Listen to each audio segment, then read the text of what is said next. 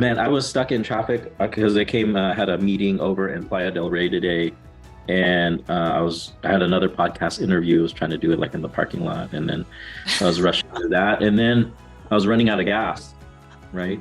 And this is the first time this has ever happened because I had the indicator, and I'm like, oh, 9 miles, I got it. I know exactly where the gas station is.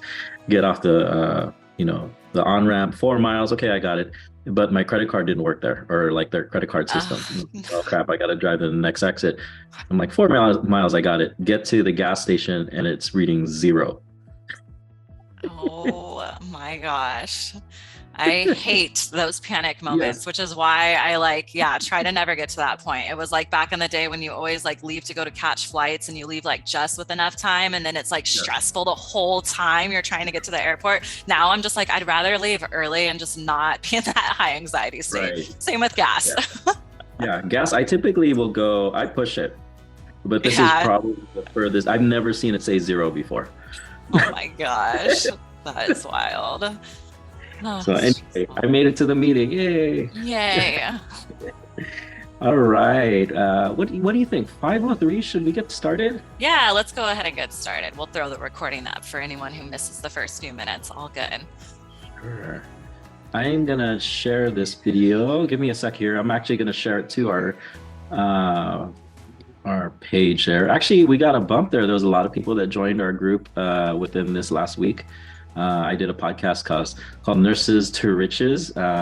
Wasn't a nurse, but I told them about my investing in real estate experience, and a lot of people, a lot of nurses, a lot of healthcare workers out there interested in investing in real estate. So that's really exciting.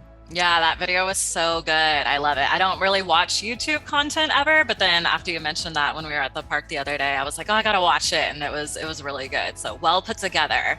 Yes. Alex, you want to give an intro before I jump into the presentation because I kind of have mine weaved into it. Perfect. Hey guys, how's everyone doing? A lot of familiar names here, but I'll go ahead and give a formal intro since we do have a lot of new members here. My name's Alex Abio, married father of four, live here in Southern California. My W-2 job is a respiratory therapist. Been doing that 21 years now. Absolutely love it. My specialty is NICU, PICU. Been investing in real estate since the mid 2000s. Made a lot of mistakes along the way and eventually learned from it. Early 2020, we started investing in short-term rentals, and I found that niche was up my alley. So currently we have 6 short-term rentals, and we started a fund, and we just acquired our first hotel. That's a 76-unit hotel in Bentonville, Arkansas, and we're closing on a 9-unit here, maybe end of next month. So really excited about that. We're going to turn that into short-term rental / mid-term rental. So a lot of good things coming. Just keep following me on social media and keep coming to these meetups. I add a lot of value to our Facebook group, and pump out a lot of content on social media. Yeah, awesome. So crazy. It's always so cool. Alex and I kind of just intro each other in the beginning of all these, and we're just so active and involved, and this community is so active and involved that it's crazy to see the progress we've made in the last couple of years, like even since we first met, like the things that we're doing now. It's so cool to have a network like this where you're sharing ideas and growing together. And yeah, I just love it. I'm kind of dive into that a little bit in my story here. So hi, everyone. I'm Savannah. I am a registered nurse. I went back to school pretty early and got my master's degree in nursing admin and leadership because I love process improvement. I loved patient care, but I always loved being in positions where I was supporting nurses even more. And so, yeah, went back to school, got that. My eyes were always set on a CNO position, chief nursing officer. I wanted to climb that corporate ladder and was really set out to do that. Worked the last 8 years in different leadership roles in positions in different departments. I've worked a lot of different specialties for sure. It's been really fun to kind of move around in the healthcare department in different positions. So I've done a lot of different things. At the beginning of 2020 though, I had my second daughter and was going back to a very demanding nursing admin job. And my daughter was 3 months old, and just kind of that heart aching feeling of a parent of being like, and me thinking, oh, I have to go back to my W-2 income. I'm very dependent on it. My husband and I needed that to live, and it just didn't feel like I had an option. And thinking my husband and I coming together and having a new family, we wanted to be super involved in our daughter's lives and go to all the things. And we felt like working a 9 to 5 Monday through Friday job for the next, 40, 50 years wasn't really going to give us the flexibility that we wanted in life. And we were at that point investing very heavily in our retirement accounts. Both of us were putting about 20% of our paychecks toward it because we were like wanting to do that. We felt like smart with our money, but at that point it was like, okay, well, we can't touch that until we're 59 and a half. And we were like wanted something a little bit more than that. And so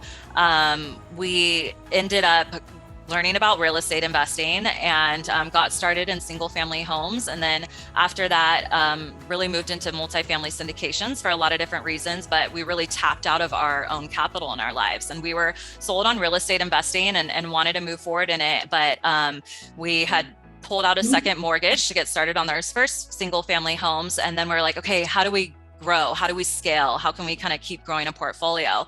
And we realized, using other people's money through multifamily syndications was a great way to not only scale your real estate portfolio, but now build the wealth of other people. Like after we had done those first single family homes across the country, like some of our friends and family were like, oh, you're investing in real estate? That sounds interesting type thing. And opportunities to partner with them in deals was something that we loved the idea of. And so since then, we've scaled our portfolio. I've raised over $3.5 million, mostly from healthcare professionals, and coached a lot of healthcare professionals into their first deals. And then over the last year, I've been building a startup, a financial wellness platform for healthcare professionals. And honestly, it's my real estate career that's allowing me to sink mad money into my startup. But it really just shows that real estate investing has now given me the freedom to do what I want to do with my life, which is really get this information out to as many healthcare professionals as possible. Real estate has drastically changed my life. I've seen it, change Alex's life, other people in our group. Like it's such a cool thing to watch when other healthcare professionals learn about it because they are so smart and highly educated and working in such demanding jobs with potential high pay. And so they're in a position to really take this information and do a lot with it to grow their wealth in a way that they can live with it now.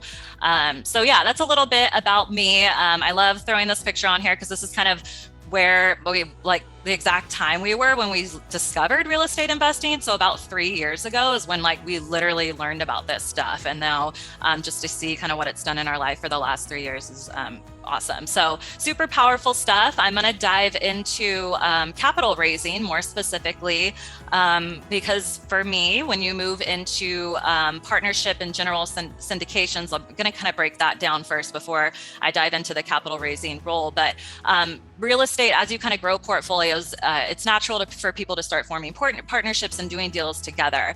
A few different ways that you can do that. You can do that in a joint venture where maybe it's a few different people and they want to split all the roles and responsibilities. Maybe some person's bringing the money, another person is actually going out and finding the deal. Different skill sets can complement partnerships, and that's coming together in the form of a joint venture. So a syndication is a little bit different in that you have general partners. So partners that are operating the deal, they're finding the deal, running the deal, raising the capital for the deal, managing really all aspects of it. And then LPs or limited partners are passive investors in these deals. So these are people that want to get involved in real estate investing, don't necessarily want to do all the work. They want to just give their money in the hands of skilled operators to make them grow wealth, people they trust, people who have a great track record. And that's really the partnership that's seen in real estate syndication. So there are two roles in syndications, the general partners and the limited partners. So those are the passive investors. So moving a little bit further into different roles and responsibilities in syndications. So general partners, these are the active investors. And here's a few different roles that you could bring to a general partnership. You sourcing the deal. This is finding it. Maybe you have good funnels, good relationships with brokers, wholesalers. You can source a deal. That's a way that you could earn a percentage of a general partnership. Balance sheet guarantors. So this could be someone who has the net worth liquidity to sign on as a loan. So something my husband and I faced moving into this space at a younger age where we didn't have the net worth and liquidity to be signing for $4 million properties. We had to bring in balance sheet guarantors in this space industry. It's called KPs or key principals. They can come in and sign on a loan. So that's a role that could earn you a percentage of a general partnership. Risk capital, so this is the capital that's used for like an earnest money deposit, money that you're placing to hold a loan while you're doing the due diligence and inspections, making sure everything's okay with the deal before you move forward. Sellers have the buyers put down an earnest money deposit usually to kind of like hold that space. So that's considered risk capital, money that's spent on the inspection. So say you spend like $3,000 on the inspection and travel over there and the deal falls through, you technically are in a position where you're not going to get that money back. That's risk capital. So there's ways that you, if you're willing to put up that risk capital in a general partnership, that could earn you a percentage in the deal. Asset management. So these are the people that are managing the asset throughout the lifetime of the investment. So people, a property manager, people that are overseeing it. So this is kind of the day-to-day that earns a percentage. Capital raisers. So these are the people bringing capital to the deal, whether that's through different funds, relationships. There's different ways that people are bringing capital to deals, but yeah, that can earn you a percentage into the general partnership. And then investor relations, that usually is combined with capital raisers. So usually the people that bring in capital, say to another person's deal, you're still kind of in charge of that communication piece and that overflow of what's communicated about the deal going on. I've seen different operators do it differently in the space in terms of partnerships and how that works, but that's just kind of another extra piece of that general partnership role. And then the limited partners, so these are the passive investors in the deal. In syndications, they earn a small percentage of a large deal, usually through a syndication. So how this usually works is these properties are bought in the form of an LLC, and then the operating agreement deems that the limited partners in the deal, based on how much money they're contributing to it, they earn a percentage of that LLC. So passive investors are part owners of these buildings, which is super cool way, you know, legally to look at it, even as a passive investor, like you're owning apartment buildings. It's super great. So great ways to receive passive returns in real estate in the limited partner role. There's plenty of people that I know in this space who are making money actively in real estate, whether it be through short-term rentals or they're general partners on deals. They are also invested in other syndications as limited partners, just because it's another great way to diversify and build wealth. And then the biggest priority for the limited partner is to vet out the general partner or the sponsorship team. So that's really, really the biggest role as a LP coming into these deals, is you kind of doing your homework on the general partnership team. Are they people that you trust? Is their track record good? What kind of deals are they looking at? What type of returns are they projecting? So yeah, that's kind of the biggest piece there. So Savannah, like a lot of us are short-term rental heavy in our group. And I just want to bring this up because a lot of us, where it says general partner, you see all those roles. We are wearing all of those hats when we're running a short-term rental portfolio, right? And you don't realize how much work you're really putting into it. And some of these you might not be good at, like that is not your strong suit. So one of the questions I got was, what's the difference between being a hotel owner and a short-term rental operator? You would think it's a lot more work, but I told them, I said, I'm not doing anything because all I did was really capital raise and investor relations. I'm not dealing with any of the guests because that's not my strong suit. The sourcing deals, there's another team member there that is an absolute rock stars. So when you guys bring your own strengths, you can actually be a lot stronger that way versus someone trying to do all of the work all themselves. You could definitely do it, but I think you're going to grow much faster if you like join a team where everyone has their specific roles. So. Yeah, definitely. You just, so much of what you said comes with wanting to scale a portfolio, which a lot of people, and especially in the short-term rental space, Alex included, has attested to this, like getting to a point where you're kind of tapped out on how much you can do for that, and wanting to scale your portfolio, whether it be through, you know, multifamily, commercial, these syndications is a huge route to that. And like you said, there's so many different ways that you can contribute. I mean, as a real estate owner, you'd be surprised how much of this stuff you could do or contribute. You know, even the risk capital, if you're in a position where you can put up $100,000 in an operating team that needs that upfront cash, a lot of them do, that, and you trust them, that's a great way to earn your way into a general partnership. So yeah, lots of different opportunities here to get involved. And then the limited partner, I mean, people shit on it because it's making smaller percentage, but I think in the end, that's where we all want to be, right? Mhm. Where we just put the money in, we don't do any of the work, someone does it all, and we just get checks in the mail. So, and Yes. if you find a great operator like Savannah, she could probably double your money in a short amount of time. I just keep doubling it over and over again if I could. Yes, yes. It is a great way to get in investing. So I broke it down. I took it kind of one step further because I've noticed when I've done some of these webinars in the past that I have a lot of people who are wanting to kind of get involved and not knowing kind of what percentage it earns you of a deal, and that it's kind of unclear in this space. So I just like to get into the deep nitty gritty of the structure. But so balance sheet guarantor, this role that I was talking about before, this is kind of what percentage you can expect it earning in a general partnership team. And I want to say that the general partnership, there's a lot of percentages when you get involved in syndications. So the LLC that I was talking about before that owns ownership of that building, it's usually broken down into an 80-20 split or a 70-30 split, meaning that the limited partners in the deal or the passive investors, they're owning majority ownership, so 70 to 80% of it. And the general partnership team usually earns about 20 to 30% of that entire deal. So when I'm saying these percentages right here, these are percentages of that 20%. So it ends up being a smaller portion of the deal. But this is kind of what you can expect range wise. Asset management, 20 to 30%, pretty active role. These are kind of some strong skill sets that I set down next to each different role.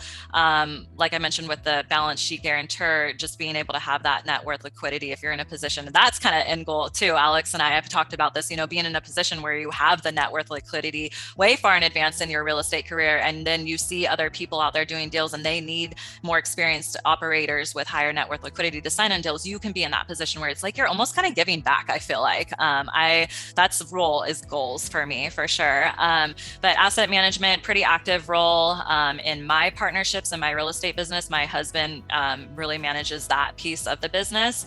It stresses me out, man, way too much. Whenever I hear him kind of talk about the calls that he's having with people, it makes my heart start racing. And I realized that pretty early into my real estate investing career. I thought I wanted to do asset management, and it took a few phone calls with contractors, and I was just like, oh hell no, this is not for me. So I moved into more to the capital raiser. So that's kind of my role in general partnerships, is raising the capital.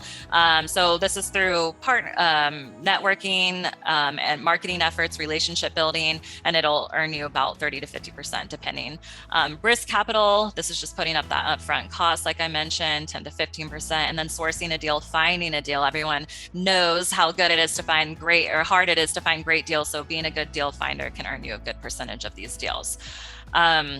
Okay, so that's enough of the kind of overview of how these are broken down. I just feel super important to kind of premise the capital raising aspect of it. So I'm coming into the capital raising space, and I'm going to share kind of a lot of my experience with this stuff. But I came into the capital raising space not intentionally. When my husband and I discovered real estate syndications and how we could build our real estate portfolio this way, we were both so adverse to the sales, marketing, brand building, being the face of a company type thing. Like we had, I feel like, almost a very private life, and didn't like we weren't even so we didn't like that piece of it. But when it came to, okay, this is how we're gonna build a business, it was like, okay, this is what we need to do. How can we do it in the best way possible, the most genuine way possible? And so for me, it's always about developing trust. Capital raisers will tell you that the biggest hurdle to investors giving their money over to you is always trust. So if you can cater to an avatar or a persona that you kind of have the built-in trust with, that's a plus. So for me, I've obviously done that in the healthcare space with nurses because I'm a nurse. And for me, this is the best way to kind of share my story through the lens with like people I'm with all the time and people I really care about. Nurses, like I just have such a big heart for what they do in the hospital, and I just want them to have all the resources they can to build wealth. And so that to me is such a passion and a why that it gives me motivation to go out and raise capital. More than just me scaling my portfolio and building wealth, it's about building the wealth for other people now. And I think if you can turn that on as a capital raiser, it'll give you the ability to push further. So for me, initially getting started, it was sharing my story. You have to get comfortable with being in front of the camera. For me, this was super hard. I am very introverted, and I before I started going on podcasts, I'm not kidding. I made my husband practice questions in the car with me on like a 4-hour car ride trip because I was so nervous of like how to answer real estate questions. Like I was a newbie. I had just only done one deal and I was out here going to go start capital raising. So for me, it was just like I could only share from my experience. And it's always been so transparent in a way of like, I'm just starting off with this. I'm a new nurse. Like I'm just starting in real estate. I don't have any background in this. This is me kind of like sharing my story. And I do that mostly through social media. And that's really how I've built my personal brand, is just kind of giving people an inside look at what it's like just building this business from scratch, being a nurse, being a mom, doing it with my husband, like just, yeah, sharing my story. So anyone going out there wanting to raise capital, there is a lot to be said about building a personal brand. Any capital raiser will tell you that that is really instrumental. Someone like Brandon Turner is an amazing example. I was following along in his journey beginning of 2020 before he even started his capital. Oh my gosh, I'm blanking on the name of it. Capital firm. Open Door, that's it. And it's so crazy to see the power of, he had such a following and such a personal image that when he flipped on the switch of being a capital raiser, he was able to raise millions and millions of dollars fairly quickly. For me, when I went out to raise for my first real estate deal and I hit up my friends and family, my inner circle was about 20, 30 people, like I didn't get a response. Like my inner circle wasn't full of wealthy people. And it was a little bit discouraging, honestly, to be in a space. I went through a formal coaching program to learn how to do syndication deals with Michael Blanc. And in his program, I was working alongside other investors who were coming in it. And this guy, he was in the tech industry, and all his net worth and his inner circle was full of very wealthy people. He just knew tons of wealthy. His family was wealthy. He came from a lot of money. And so when he set out to do his first deal, he was able to raise millions of dollars easily. And it can be hard if you're coming in this space and you don't have that background. And so I just like to highlight that networking in the right circles is super important. Alex and I were literally just talking about this a couple of weeks ago when we were filming content, that like just forcing yourself to go to a country club, like where people are playing golf or talking business, different places like that in your community, those are the type of circles is where you start networking with people who are interested in these type of investings, deals and opportunities, who have the money that they're just sitting on looking to put somewhere. They've been waiting for someone like you to come through and show them these amazing real estate opportunities. It's actually super crazy what I'm doing with my startup company. I'm out talking to venture capitalists about trying to raise money for that. And I've mentioned my real estate background to a few of them. And now I ironically have some of them investing in my real estate deals, which is funny to see. It's just, more of a stable investment than startups. But anyways, you'll never know what type of investors you can attract just by kind of networking in those right circles. So super important. And then creating a platform. So you got to have something, whether where is your avatar hanging out? Are you going to be hanging, is your avatar, for me, nurses, a lot of them are on Instagram where I'm connecting with them. So it's building this platform, this brand. There are some people are Facebook, maybe it's marketing to Facebook groups. That's where your clientele or avatar is hanging out.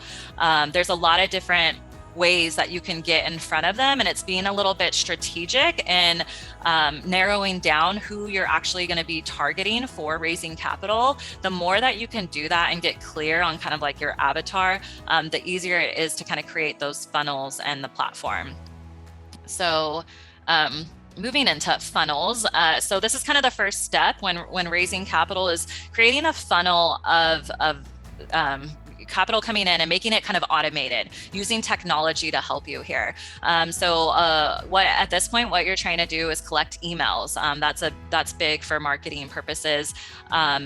pushing this on social media is applicable as well if you have a lead magnet over there. But for some people, it could be an ebook, a calculator, an infographic, an article, maybe an interactive blog. For me personally, on my website, I have a bunch of different downloads. I have different worksheets that people can fill in, and you can create this stuff on Canva like super easily. Just something that kind of speaks to your avatar, something they'd like for me, for nurses, it's like a wellness checkoff list with like get your health score type thing, and then they download it, and then I'm collecting their emails and kind of marketing stuff to them. So who created your website, Savannah? If somebody wants to go that route and say, hey, I want to put a website together and put a lead magnet, but I have no idea. Yes, I can give you so many referrals and recommendations for this. My website guy is amazing. First up, my sister built my Networth nurse website. She literally taught herself code so that she could help me build this website when I first started Networth Nurse and was like struggling.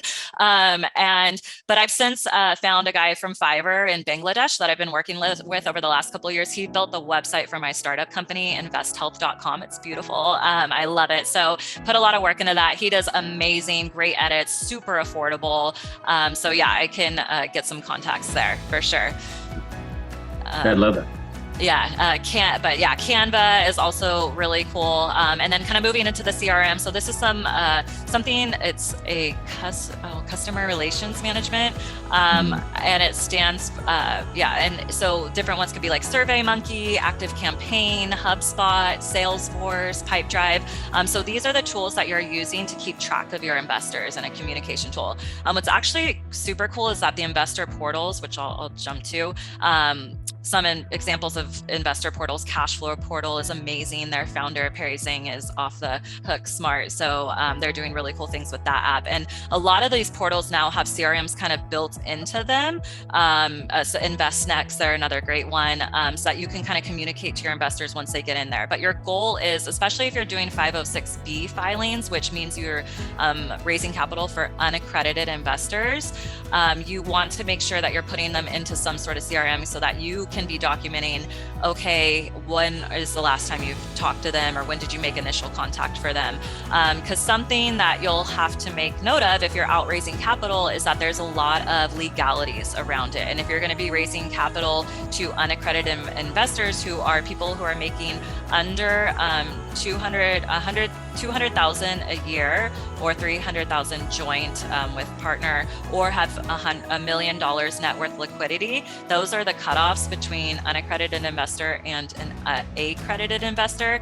And just kind of how these legalities work, what the SEC did is they put these parameters in place because financial people were out there scamming regular individuals who don't have a lot of net worth and liquidity. So these are kind of put in place to prevent like scams like that. So the SEC just wants to see that you actually have a pre-existing relationship with these people before you start capital raising from them. So a pre-existing relationship really isn't defined in any crazy way. There's no like amount of calls or how much time you need to know them beforehand. It's a little vague, but for your purposes as a capital raiser, you want to make sure you're doing your documentation to show, okay, when was your first touch point with these investors, hopping on a call with them. So yeah, moving into a scheduling tool. So that's the next step, is getting on the phone with these people, understanding where they're at with their investments, what are they investing in now. Kind of how I roll through these conversations is,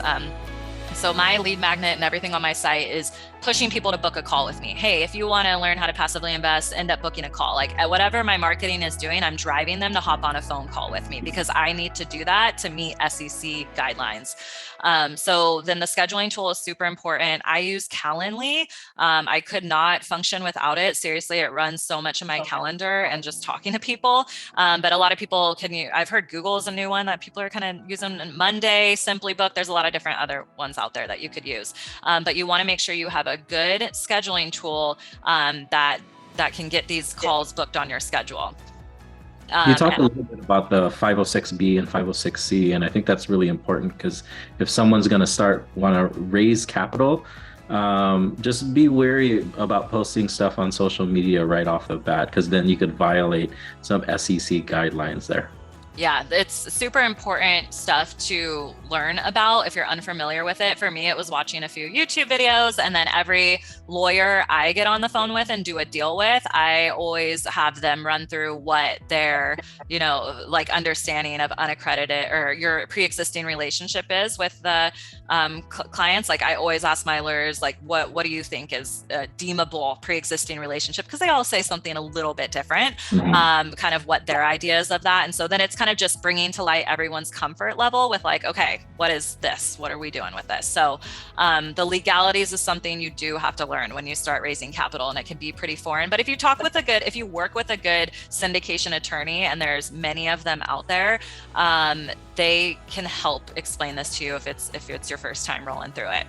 Um, and then, yeah, so then once you get on the phone call with them, so how I kind of direct these conversations when I hop on the phone with people is, hey, maybe tell me a little bit about yourself, how you found my information, and what questions you have for me. And then it opens up the conversation. Most of my people are nurses, so I love kind of hearing like what they're doing in the specialty, or other healthcare professionals too. So love hearing about that. You got to know what city they're in for legality purposes. So you got to always make sure you're touching base with that on the phone call. You kind of want to have an idea of what their investing background is. So are they investing with their employer? Do they have an IRA account? Do they have any student loan debt? Do they own their primary residence? And this is kind of, for some people, personal information. I have these conversations with so many people, and I feel like in this investing community, we're also open about numbers, that it can be very easy to have these conversations. But honestly, most of these conversations with some of your investors might be a little guarded. So for me, I kind of just try and like shatter some of that stigma right away, and just saying like, hey, I know it can be kind of uncomfortable to talk about some of this stuff, but it gives me a better idea to see whether or not this investment would be right for you, because that is truly what you're trying to determine at that point. And some people, it's super cool. They get on the phone and they're just like super open. They're like, oh, I invest in this and I invest in that. And then people, who are already invested in syndications, maybe you don't need to run through the whole spiel with them of how they work. For me, a good chunk of my investors are coming into real estate syndications and having no idea what they are. And so I'm having to explain kind of from step 1 to 10, the whole high level view process of how they work. And then once I do that, I open it to questions and I start diving in to further questions. So that's kind of how you create a funnel for raising capital. Once you do that, you got to bring deals to your investors, right? So get clear on the returns. What type of returns are your investors looking for? Are they looking for equity multiple? Are they looking for ROI, or return on investment? Are they looking for cash on cash, like either through a preferred return or just not? AAR, like the average annualized return. This is the one that you compare to the stock market. So that's always a big selling point for me when I'm hopping on calls with these investors, is like, hey, our deals are performing at anywhere between 15 to 20% average annualized return. And the stock market historically has done like 6%. So this is a great way that you could build wealth even faster and diversify it. And so that's always a huge talking point for me when I present my deals to investors. Write that down, everybody. What you just said. Very And then, easy. and another thing I always say on every single call is, hey, we're looking for deals in the 4 to 7 years. We're looking to double your money. So we're looking for 100% return on your investment. So if you're investing $50,000 in one of our deals, we're going to get you that $50,000 back, plus another $50,000 on top of that throughout the lifetime of the investment. And that'll be seen in quarterly distributions. I say that exact phrase every single call with investors. It kind of gets scripted at the point. I should maybe make another video where I just do like my 10-minute spiel of these calls, because it gets really repetitive after a while, but I'll spare you guys on this Zoom meetup. So diving into the returns is always big, especially on your initial call. You want to understand their understanding of these terms. Some of your investors won't even understand this. And so for me, I created a blog on my website with like understanding basic real estate investment returns. So if I get on a call with an investor who doesn't even understand this, instead of spending my whole call going over this, I say, hey, after we get off the call, I'm going to send you this blog on my website that goes over deeper into investor returns, and knowing that my relationship with them is going to involve a few more steps before in education before I get them in a deal. It'll probably be another follow-up call with like the actual numbers inside of a deal. In addition to understanding your returns, building out your team is big. So in this space, kind of like I mentioned in the earlier slides, there's a lot of different moving pieces. And so you're going to be working with other people in some sort of capacity.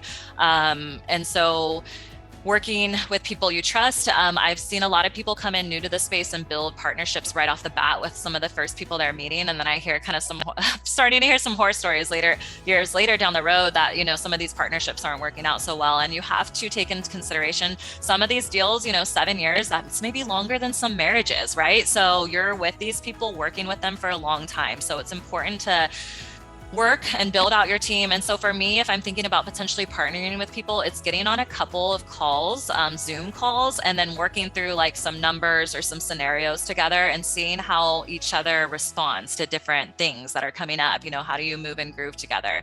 That's just kind of the insights of how partnerships work. But I just wanted to point out the focus there. And then deal frequency. So I always give my investors a heads up of how many deals we're expecting to do in a year. So when we first started out, we were doing 2 to 3 a year. Now that my husband is full-time in the real estate business, yay, we're hoping to kind of scale our portfolio a little bit more. So I'm telling investors anywhere between 4 to 5. We'll kind of see what happens with the market. It's been a little bit slow over the last 6 to 9 months for us at least, but we're starting to see a lot more movement now. And so, yeah, you'll want to give your investors a heads up of just kind of how many deals they can expect. So once you get them into your portal, you'll be communicating via that. Like when you get a new deal, then they'll kind of be able to know when to expect next communications with you. And with this type of stuff, communication is always key, especially people in the healthcare field, right? Like how much better do your patients feel when you overly communicate stuff to them, as opposed to like when you just walk right in and start doing stuff in the room and they're like, wait, what are you doing? Are you giving me meds? Slow down, and that type of stuff. So communication is always super big with your investors and partners alike. And then, So yeah. You mentioned a portal. I mean, a lot of us here are getting started right off the bat. I mean, is that something we invest in right away, or do we just go off a spreadsheet or something like that? I mean, do you recommend just diving in and investing the money into a portal like that? Like, let's say InvestNext or even MailChimp, right? Yes, that is such a good question, and something that is worth asking if you're out there having these questions, for sure. And I'm sure you'll probably get 100 different answers, but I can speak to my experience. So I did my first 3 raises without a portal, and what that looks like is you're manually collecting all the signatures, you're facilitating all the communication. It could be via text, email, it's now all in different spots. When you're using a portal, all the legal documents are in the same spot. The streamline for how things are communicated and where they are in the investment process of like, okay, you've showed them the deal, they put in a soft commit, they've signed the paperwork, now they've gotten the wire instructions. Okay, they've wired the money. Like the portals make all of that move seamlessly. When you don't have a portal, you are doing all that. And I've done it and it's painful. But for me, I started off my first deal, I only had 4 investors. So it was doable. For my second deal, I think I got like 13 investors. So still kind of doable at that point. But then when you start scaling, you really do need to leverage technology. It makes things so much easier. And a lot of them go on sliding scales. So they'll start with like the newer investors. The subscription costs more based on your volume. So how much assets under management, usually in the ones that I've seen, they'll do your price on a sliding scale based on how much assets under management you as an operator have under operating in that portal. So, and the other thing too, like it'll calculate the investor returns, right? I mean, with us, like we have a complicated waterfall, and to do math over so many investors, like if someone's investing $50,000, their pref is this, and then what their returns are. If they're investing $150,000 or $200,000, there's no way I'm going to be able to calculate any of that. I mean, I would probably make mistakes, whereas the InvestNext will calculate all of that for you. So, and it's easy for them to look up. Yeah, exactly. Investors kind of like having the portal, like a place they can log in and see everything and documents and signatures and communications. I think as an investor, I would like that. I'm not a passive investor in any other deals yet, but it just seems like investors prefer that type of communication. But yes, you can get by without it on your first few raises if you need to. I think you can. Okay, and then delivering to your investors. So reputation is everything, right? So for me, I was terrified to start raising capital initially because I was like, oh my God, I just couldn't imagine the pressure of having to like, what if being in a position to lose people's money? Like, I just felt like the pressure was going to be too much for my heart to bear. But there is so much risk that you can mitigate in real estate by underwriting by being a good underwriter. You look at market trends, you look at population trends, you look at the numbers in the building. How has it been operating for the last 3 years? Why is that? To dive deep into the numbers to really understand how it's functioning. It's talking to lenders and being able to get really good lending deals and financing terms and being able to make it work strategically. So there's a lot of ways that you can mitigate risk. And something that I did, I read a lot, but Raising Private Capital by Matt Faircloth. So great. It's a great book for if you're starting out raising capital, and it's super powerful because in that book, he shares this story where he had just started raising capital, was raising a decent amount, and he was in a position where the building like suffered something unexpectedly, and he was going to lose his investors hundreds of thousands of dollars. And he ended up coming back with his general partnership team, and we're like, how can we make it right? Like, it's them sacrificing their position in the deal to make their investors whole. And I didn't realize that concept when I had started raising capital. And I was like, oh, there's ways that you make it right, as a capital raiser in this industry. And I think if you function at that level, knowing that, your reputation is everything in this space, and the relationships that you have with investors are like sacred. So for me, I always stress that. And then also underwriting conservatively. I have been hearing lately, I did a podcast today and was talking to another operator for some time about some big operators in the space that are losing their investors' money right now, that they're not sending out quarterly disbursements. And it was kind of shocking to hear that, but he said he knew someone who's a passive investor in like 24 deals and not one of them's paying out returns right now. I felt like that was crazy. I find that, I don't know, but I actually heard it from another nurse too, that she was losing money. They did a capital call on one of her deals she was in. And for us personally in our deals, we have always done fixed lending terms. So for the people who a couple years ago got a really great interest rate, and now they're at a quarter arm and they're at a 6% interest rate, the longer into their lending terms, sometimes lenders will do that flexible rate. And so now they're like negatively cash flowing on these buildings and not able to function. And it's just some of these value add operators who are thinking, I'm going to go in there quickly, turn things, sell it. And then this happens, it catches a lot of people off guard. So underwriting conservatively, there's ways that you can work your numbers. Just be aware, and then be aware of who you partner with. Savannah, what's a capital call for people that don't know?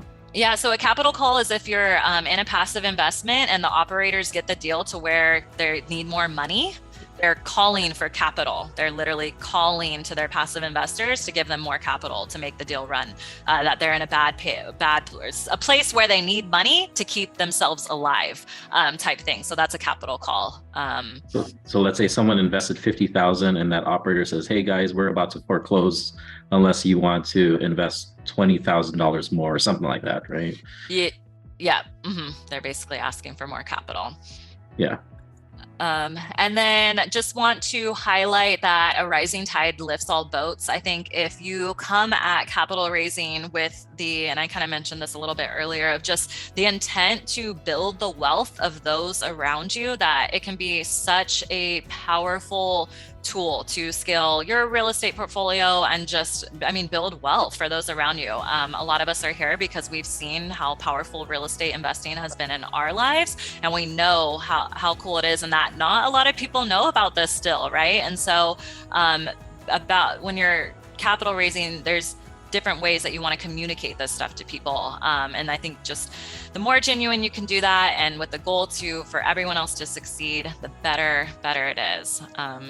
So that is the end of my presentation. I can be contacted pretty much on all social media platforms. Follow along. I share my journey still, even a few years in. I post on there every day, pretty consistent. So just sharing kind of what we're doing and building our real estate portfolios, and then also with my startup, Invest Health. And I love connecting with other investors and healthcare professionals. So if you're interested, or I definitely want to open it up for questions. So if anyone has any questions about anything, I'd love to dive in. Savannah, how important was the brand? I see your brand everywhere, right? And I mean, did you really think that through early on, like we got to get this brand right off the bat? Yeah, I am so glad you brought that up. I meant to touch on that in my PowerPoint and that's why I literally put this background up. I haven't been doing it lately on our calls, but the brand is so important. And that is a part of going out and sharing your story. Like for me, when I started doing podcasts, like seeing the graphics and images on, um, Instagram and the internet, it would like make me cringe. Like even now I'm like, oh man, seeing the face and the picture over and over, but it is sticky. It is so sticky that I can't tell you. I pushed it out when this podcast tour that I kind of went on when I first started my brand, I made it a goal to go on 100 podcasts in a year. It was the most powerful thing I have done to grow my brand. I had my picture, the one I just showed with my hands on my hip like this and my scrubs, and this logo on everything. And I can't tell you how many people would come up to me at conferences and be like, oh yeah, and then they would do like that little pose with me on my hips, like, oh, I didn't recognize you because you're not in scrubs. And it's cringy. Yes. If that's not you to be in that place, but it is so worth it to create that stickiness. I get a lot of students, they don't know their brand, and I say, just be yourself, man. Yeah. You'll be surprised how many people will relate with you.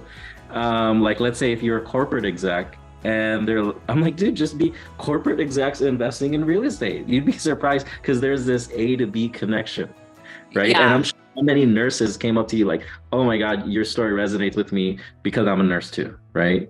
That's seriously how the majority of my investor calls start. And I love it. Like, I absolutely love it. Like, the biggest reason I'm doing this, like anytime I get a woman and a nurse on a call, I'm like, this is it. Like, I am just sharing this information with people is really what brings me so much joy. And so when you can do that, when you're connecting with the people, and I've seen people do it with their churches, like some people go out and literally like are so involved. I work with someone who has such a great relationship with his entire church that he brings in a lot of capital from his church. I've had firefighters do it. I've seen vets. I have a friend who's a vet in LA who has a podcast, Know Your Why, and he's starting a capital raise to the vet community. There's when you can kind of niche down and talk to people in a relatable way, they feel that. Like a lot of people, when they get on the call with me, they're like, yeah, I ended up going with you over someone else because I just felt like you were a little bit more relatable. So like I always make it a point when I come on and speak to anyone, I just share my personal stories and it resonates with people. What's one mistake you've made and looking back at it now that you wish you could probably go back and say, you know what, I wish if I did this different, it'd probably work out differently. Oh man. Probably a lot of different things.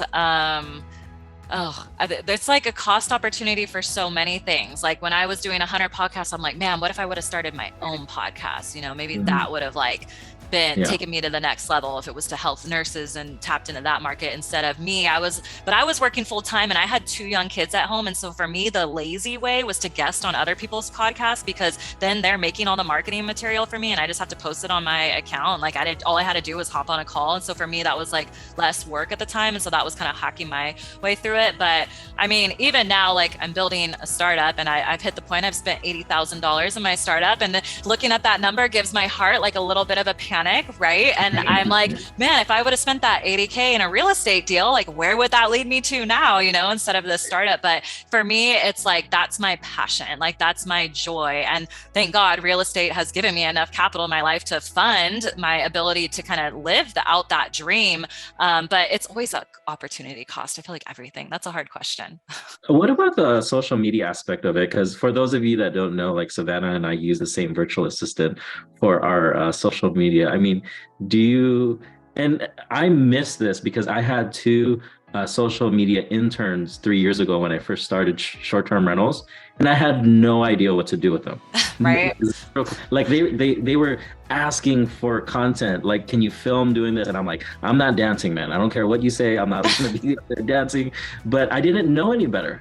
I had Mhm. no clue. And now if you guys watch me, I'm pumping videos and I wish I would have done it like when I first started. And it's awkward at first, right? So awkward. That's why I always stress that in all these meetups about capital raising. It is very out of the comfort zone. But a lot of people think exactly what you thought, Alex, which is I don't know how to do this. But and that can stop so many people from even getting started. But you just trial and error, like trial and error. Everything in this space is just, especially with social media, is a trial and error. I've done Yeah. reels, I've done the pointing ones, I've done the dancing Yeah. ones, I've done the ones where you stand in front with the mic. I mean, I've done interviews. Like it's all trial and error for me. And for me, Yeah. it's like, what gets the biggest response? What do your viewers like? What does your persona like to see? Do they like to see tips and tricks? Do they like to see you dancing and bouncing around? Like, do they like to see, I mean, the one where I'm in scrubs doing funny like reels in the medical space, like those always hit hard. For me, I don't necessarily love doing them because I feel so awkward, but like they get the biggest response. And for me, I started my social media like during the COVID when everyone was on their phone. And I've definitely seen a huge drop in engagement over the last like 6, 9, 12 months, as opposed to how it was in 2020, 21. The engagement was huge. I mean, I grew like 10,000 followers in a short span of time just because it was during the pandemic and everyone was on their phone. So you got to get creative, always be flexible because things, especially in social media, trends change so quickly. Yes. But the most important thing is to just be consistent. For me, it's like I post something every single day. I've posted something every single day for the last 3 years. Even when I don't want to, I am on there posting because I mean, that's just what you got to do. Consistency. It's really just getting your face out there. And the thing is, sometimes I obsess. I'm like, this reel is gonna hit, and then I post something and it gets 200 views. And it's funny because I just posted a video saying guests are gonna masturbate in your Airbnb, and it got 600,000 views. Right. It's so frustrating. You have like amazing tips on saving money on taxes, scaling a real estate portfolio, and you talk about people masturbating and it goes viral. Yeah, I mean, yeah, know where your people are at, talk to them, meet them where they're at. But yeah, I mean, I know I've posted on social, and I've gotten a couple people invest in my deals just because, hey, you know what? I trust you and you're likable, right? That's the one trait I still have, is that just by being myself is the one thing people still say is that you're likable. Maybe not now because the Lakers are playing and I keep posting stuff about the Lakers, and some people in across the country don't like that stuff. You know, I'm just being myself. I'm sorry. So Yeah. Oh my gosh. Any other? yeah, someone was asking about the portal. Maybe what will or the portal. How hard was it to set one up? Super easy. These people make it really white glove for you. Cashflow portal, Perry Zing's team. I mean, they're doing all the upfront work to. I'm transitioning from portals right now, and they're doing all the upfront work on it. They make it very seamless. Josh was asking, like right now he's pretty much raising money from his inner circle. How does he find more investors? Do you have any tips for him? Yeah, start creating that brand, speaking out, trying to see if there are other communities that you can dive into. Like Alex and I were talking country clubs. Like my husband and I just moved to a new neighborhood, and we're actually going to become members of the country club and just being in that network of people. Yes, we don't play golf. My husband might learn how, but regardless, we're like, this is probably the network of people. Just talk about it all the time. Now that my kids are in school with people and I'm like talking about it with other parents, like I'm piquing interest there. I've had patients, family members invest with me because I was taking such good care of like someone's mom, and then started chatting. He was like a YouTube star type thing with RVs. And I was like, telling him about my things, and he ended up investing in my deal just because he, saw how I was kind of taking care of his mom and stuff. And so you never know just like what situations talking about it will do. Yes, that's true. Talk to everyone. I was talking to my Uber driver. Yep. You never really know. And I don't assume anything. I always just talk to everyone, and who knows, because they might share your information with someone else. So yeah. Sorry, I'm just now looking at these chats. It's 6. I know. So someone wanted to see my website guy. I will share it when I upload this on YouTube. I'm going to put it in the comments so that his link will be in there. He's amazing, does great work. And then, I can intro via email if that's easier as well. So anyways, it's 6. So I want to thank everyone for coming out. Like I said, if you have any questions, it's a lot of info all at once. And if you're getting started, a lot of things can be intimidating, but reach out. I've been there. Alex is starting to raise capital too. Learn from us. We love talking and chatting with people. One last thing someone said, do you compensate anyone that brings you more investors? So legality, you can't really do that. You have to have a role on a general partnership team to be bringing investors like that. There's a lot of legalities around that. So technically not really legal. Right. Savannah, how can people get a hold of you? Yeah, Networth Nurse on my website, social medias, Savannah at thenetworthnurse.com. You can reach me at any of those. Would love to chat real estate. All right. I think we're going to end the meeting there, 6 o'clock on the dot. Got to catch the Laker game because they are going to close it out, right, Lenny? I know Lenny's here. Philly's going to close it. It might be a Philly versus Lakers in the finals. I'm actually hoping for that. So anyway, guys, thank you so much, Savannah. Love the topic. We'll get this video out on YouTube and share it all over social media if you guys want to rewatch it or share it with anyone else. Yeah. Thanks, everyone. Have a good night. Hey, guys. Bye.